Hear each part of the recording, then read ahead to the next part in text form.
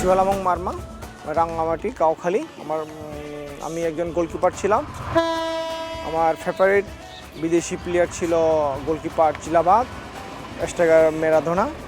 তাদেরকে দেখে আমি বড় হয়েছি এবং তাদের মতো খেলার জন্য চেষ্টা করছি। এই ফুটবল আমার জীবনের সব কিছু এবং আমার রক্তের সাথে মিশে গেছে।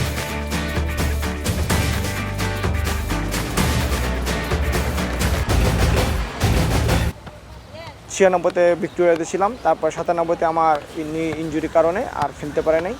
98-তে বিয়ে করার পরে আমার বউ, তখন আমি কী করতাম, আমি তো খেলতে পারি না, তারপর আমার টাকা ছিল না, তখন আমার বউ থেকে গয়না নিয়ে বন্ধক দিয়ে আমি বিভিন্ন টুর্নামেন্টে অংশগ্রহণ করতে থাকি।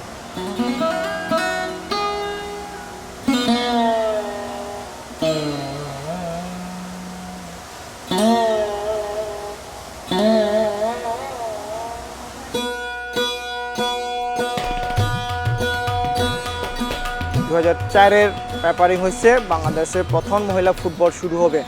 আনসার টিমে মেয়ে 4 জন, ওরা হলো আমাদের গ্রামের মেয়ে। তখন ছেলে মেয়েদেরকে আমি প্র্যাকটিস করাতাম, প্র্যাকটিস করার পরে বিভিন্ন জায়গায় টুর্নামেন্ট হতো।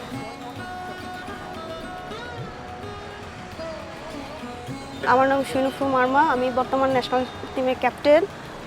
তো আমার ইচ্ছা যেটা মহিলা ফুটবলটা, বাংলাদেশ মহিলা ফুটবলটা অনেকটা এগিয়ে নিয়ে যাওয়া, স্বপ্ন দেখি যে ওয়ার্ল্ড কাপ খেলা।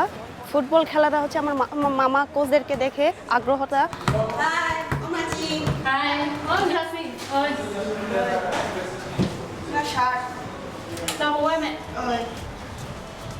অবশ্যই যদি আমি ওয়ার্ল্ড কাপ যদি খেলতে চাই, অবশ্যই আমার অনেক পরিশ্রম করা লাগবে, অনেক প্রস্তুতি নিতে হবে, শ্রম অবশ্যই দিতে হবে বেশি করে। তা না হলে আমি আমার টার্গেটে পৌঁছাতে পারবো না।